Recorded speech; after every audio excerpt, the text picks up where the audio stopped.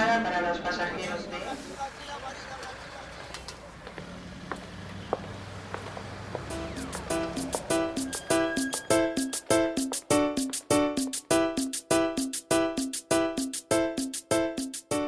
Bienvenidos a Entretejiendo Caminos, Voces Migrantes, un podcast sobre migración y lo que ésta implica para quienes salen de su país por diversos motivos.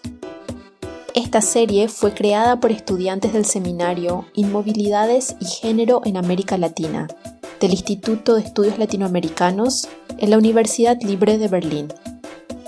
En cada episodio nos sumergimos en diferentes contextos, efectos, percepciones y experiencias migrantes en y desde América Latina. Y esto lo hacemos a través de las voces de personas que han migrado, de artistas y de expertos. Entretejiendo Caminos, Voces Migrantes, un espacio para escuchar, compartir y aprender.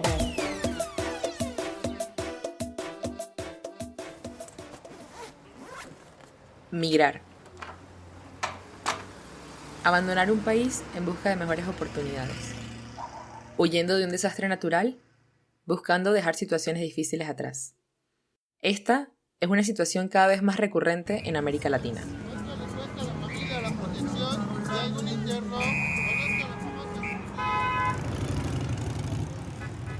Cada año, millones de personas en América Latina salen de su país natal para buscar mejores oportunidades.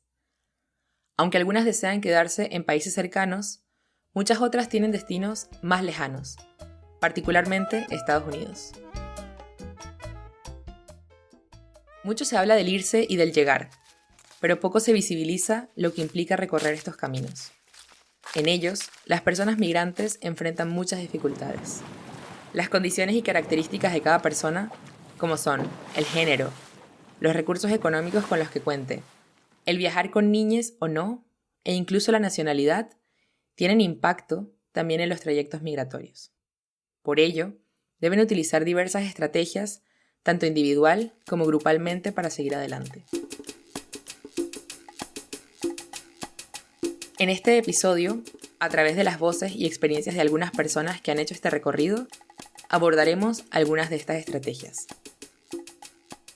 Queremos abordar las experiencias y estrategias que utilizan las personas migrantes en sus procesos de movilidad.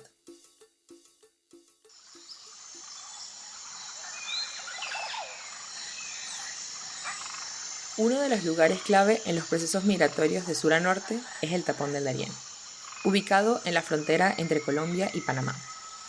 Esta selva abarca 17.014 kilómetros cuadrados y es la tercera más grande de Centroamérica. Hoy en día, es uno de los puntos de tránsito más importantes en esta región, al ser el único corredor terrestre entre Sur y Centroamérica. En este punto, donde la carretera panamericana, que va desde Alaska a Estados Unidos hasta Tierra del Fuego, Argentina, se interrumpe, la movilidad de las personas no deja de suceder. Giuseppe Loprete, jefe de misión de la Organización para las Migraciones de la Organización de las Naciones Unidas en Panamá, nos comparte datos actuales. Por ahora estamos diciendo más de 50 nacionalidades. El año pasado eran más de 70. Entonces hay siempre cambios en el número de nacionalidad, la composición de los flujos. Cada año son cifras récord. Hace 2 años 138.000 migrantes cruzaron el Darién. El año pasado casi 250.000. En este año, ahorita estamos casi a 180.000. Ya el número de migrantes es un desafío enorme. La composición también. Tenemos Venezuela como primera nacionalidad. Siempre hay Haití también. En un momento del año pasado Ecuador, Cuba. Esas son nacionalidades de la región. Hay nacionalidades fuera de la región también. Muchísimas personas ahora de China. Solo en los primeros 6 meses del 2023, alrededor de 180.000 personas han atravesado el Darién. Por ello, se espera que para finales de año el número total supere al del 2022.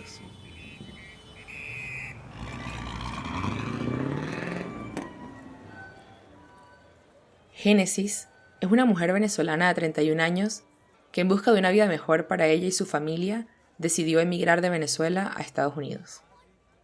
Esto es lo que nos contó de forma virtual mientras se encontraba en una casa de acogida en San Luis Potosí, México. Ella salió de Venezuela en abril del 2023 con la esperanza de darle una vida mejor a sus hijas que se quedaron en Venezuela con su abuela. Antes de llegar a México, tuvo que ir a Colombia, el Tapón del Darién hasta Panamá, Costa Rica, Nicaragua y Honduras. 6 países en 3 meses y diferentes formas de moverse: barco, a pie, bus, entre otros. Esta es la historia de Génesis. Yo pensaba más que todo en los niños y en mi mamá. Añade, hacemos un trompo, se tiene otro.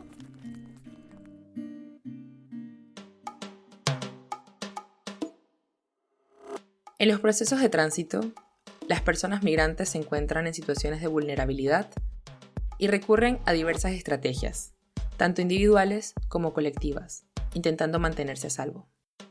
Y si bien esto es común a todas las personas migrantes, hombres y mujeres lo viven de maneras diferentes. El género es un tema importantísimo porque, bueno, uno el tema de abusos y derechos humanos. Claro que las mujeres, por ejemplo, son más vulnerables, los niños.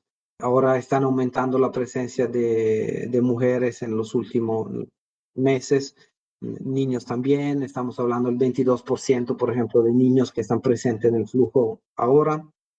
Cuando hay familias que viajan hay más mujeres. Todas las mujeres nos están contando que o fueron testigas de una violencia o fueron víctimas también. Entonces son sobrevivientes de violencia de género, porque eso pasa en la selva o yo diría en todas las fronteras. El género impacta de muchas maneras la migración, desde los motivos para migrar hasta las estrategias de movilidad implementadas especialmente por mujeres ante amenazas y vulnerabilidades que se dan en el proceso. Según un informe de la iniciativa Spotlight del 2021, no se puede comprender la migración sin tomar en cuenta las experiencias desde el género y, por otro lado, es imposible comprender la realidad social contemporánea sin hablar de dinámicas migratorias. Ya venía con la de que escuchaba que violaban a las mujeres y todo eso, y yo empecé ya con la cosa, y era que temblaba y no podía caminar, nada. Muchas mujeres se informan de las posibles violencias que pueden suceder en el tránsito contra ellas, por el hecho de ser mujeres. Incluso adoptan estrategias previendo eventos posibles. Jacqueline, psicóloga en un albergue para migrantes en México, nos contó algunas de estas estrategias. Como de la preparación física, mental, de las mujeres principalmente, ¿no? Pues ya sé que me pueden violar y tengo que tomar anticonceptivos, ya sé que me puedo vestir de hombre y entonces así me ven menos, pues me tapo como los senos, o sea, como con vendas y entonces para que no vean que soy mujer, me corto el cabello, o sea, como todas estas cuestiones. En específico, hacerse pasar como pareja con un hombre o fingir una relación conyugal es una estrategia implementada para evitar violencia en la ruta. Vemos así que visibilizar tipos específicos de relación les ayuda en el tránsito. Asimismo, ocultar su identidad de género trae como consecuencia invisibilizar en algunos casos su presencia y así evitar violencias. Yo, por ejemplo, he visto mucho que se hacen de pareja. Si vienen solas, al final terminan estando con alguien, un varón de donde sea, como sea, pero y más que por enamorarse o más que por decir, ay, qué padre una relación, es como con este sentido de protección o de seguridad o sea, al menos ya sé que sola me va a ir peor que si me voy con el que ya medio lo conozco. Esta situación de pertenencia o de seguridad, pues, es mucho, o sea, se ve mucho, pues, ¿no? Incluso luego de repente en las terapias que doy, ¿no? Que me dicen, es que pues mi pareja es bien violenta y se vive una violencia tremenda de pareja, pero luego es pensar y decir, ok, o sea, tampoco le voy a decir a la persona que se separe, porque posiblemente ese es su pase seguro para llegar a Estados Unidos, ¿no? O sea, de San Luis a la frontera todavía le queda un rato de violencias externas a su pareja. Génesis, a diferencia de otras mujeres, viajaba con su pareja, la cual le hacía sentir más segura, y le fue de mucho apoyo durante el tránsito. Sin embargo, las situaciones vividas vuelven evidente para las mujeres que son víctimas de ellas que las experiencias migratorias de hombres y mujeres son diferentes. El miedo constante que sufren particularmente las mujeres a enfrentarse a esta forma de violencia es devastador. Como explica Génesis, puede tener un efecto paralizante, lo que lleva a muchas mujeres a buscar pasar desapercibidas, ser invisibles, para notarse lo menos posible. La invisibilidad es una estrategia a la que recurren muchas personas migrantes en distintos contextos. Es decir, se intenta ocultar aspectos de la identidad que puedan ponerles en situación de mayor violencia. Génesis nos contó su experiencia con la violencia mientras atravesaba el tapón del Darién. Ahí sí fue mi trauma, porque ellos estaban todos tapados y con unos armamentos. Y yo cuando los vi así, porque yo iba adelante, por lo de que yo camino más lenta que los muchachos varones, nos mandaron a las mujeres adelante. Cuando subimos, porque era un cerrito que había que subir, veo el tipo ahí y yo me quedé ahí como parada, trancada, no podía respirar, no podía nada, yo no podía moverme, no podía pegarle un grito a mi pareja, yo no podía hacer nada. Cuando los muchachos llegaron, eran bastantes varones, empezaron a subir y los tipos empiezan a decirles que se pasen uno por uno, porque los iban a revisar a todos. Y nosotros estábamos paraditas en un lado esperando que revisaran a los varones. Y sentía como impotencia, porque en ese momento era mujer y no hombre. Sentía como la necesidad de tener la misma fuerza mental y física que la de un hombre. Esa ira conmigo mismo, yo decía, yo porque no fui hombre, pero siempre tuve mi pareja ahí que me decía, no, pero es que no hace falta ser un hombre para tener fuerza, tú puedes, camina, que tú puedes, avanza. Por otro lado, hay otros contextos en los que la invisibilidad no es una elección. El emigrar sin documentos, por ejemplo, lleva a la invisibilidad frente al sistema, lo cual puede tener repercusiones difíciles. El no contar con documentos de identidad oficiales es común entre las personas migrantes y se debe a diversos factores. Puede ser que nunca contaron con ellos, que no hubo tiempo para buscarlos con la premura de la salida, que se perdieron en el camino, que hayan sido robados o incluso retenidos por las autoridades. El no tener un pasaporte o una identificación impone límites graves a los derechos y a las oportunidades de las personas, como nos cuenta Ángelo, un venezolano de 30 años con quien hablamos en Berlín. No tenía el pasaporte vigente, se me venció durante la cuarentena. Cuando tienes todos los papeles en regla, es bienvenido, pase, cuánto dinero tiene, por favor. Pero cuando no hay un respaldo a la vida. Automáticamente y literalmente no eres nadie ante el sistema. Para otros, ocultar su nacionalidad es también una estrategia de supervivencia. Así nos cuenta Génesis. Mi pareja es de Ecuador, pero él siempre decía que es de Venezuela, porque yo siempre le traje como desde allá de que si tú eres de Venezuela y ya. Y había personas de Ecuador ahí que le estaban dando $7,000 por cada uno. Pero como no te revisan los documentos ni nada, solo te toman una foto, le mandan a tu familiar y ya. Teniendo en cuenta que el corredor del Tapón del Darién es un cruce por donde pasan personas de múltiples nacionalidades, una estrategia muy utilizada es ocultar la nacionalidad o aprovecharla y usarla a su favor. Durante su trayecto, Génesis nos comenta que vio a personas en la selva esconder su documentación y fingir ser de Venezuela, la nacionalidad más adoptada por las personas migrantes en este trayecto, especialmente las personas de Ecuador.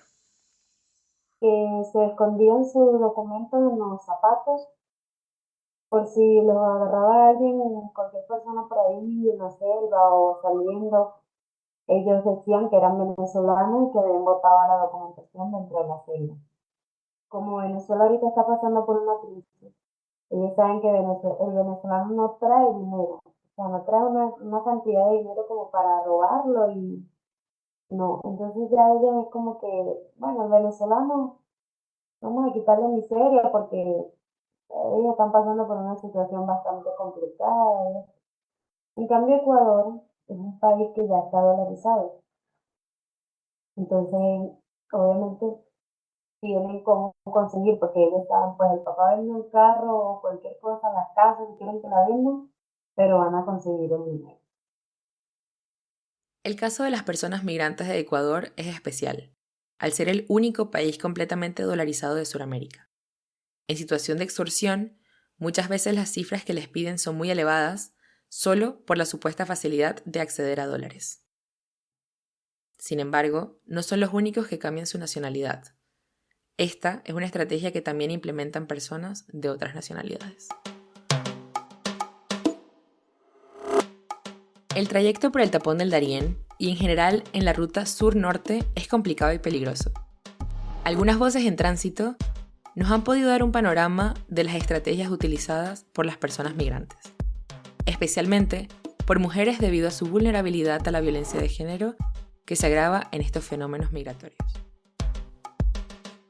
La identidad en tránsito está en constante mutación, desde ocultar o crear una nacionalidad, disfrazar su género, hasta la decisión de con quién viajar. Si bien existen estrategias independientes al género, hay otras que son implementadas exclusivamente por mujeres, lo cual crea diferentes patrones de viaje y diferencias en la movilidad, como hemos escuchado durante este episodio. Si Dios me lo permite y logro entrar, no quiero quedarme a vivir ahí, porque quiero regresarme a mi país, pero quiero regresarme con una comodidad. Quiero terminar mi casa y montarme un negocito que me dé para mantener a mis niños, pues, que no les falte nada, que tengan una buena educación.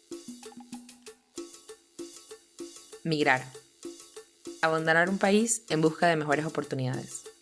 Trayectos llenos de dificultades, pero donde la esperanza y la resiliencia de las personas se mantiene y se vuelven su principal motor. Episodio producido por Regina Camargo Ponce, Alejandra Mieles Silva, Mariana Rivas Salazar, Sara Breitbach y Juan Manuel Quintero Serna. Agradecemos la participación de Génesis, Ángelo, Giuseppe Loprete y Jacqueline Villegas.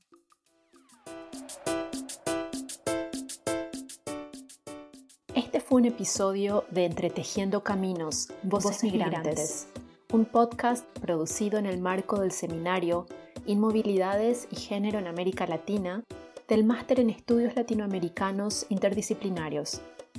Fue posible gracias al financiamiento del Instituto de Estudios Latinoamericanos y del Centro Margherita von Brentano de la Universidad Libre de Berlín.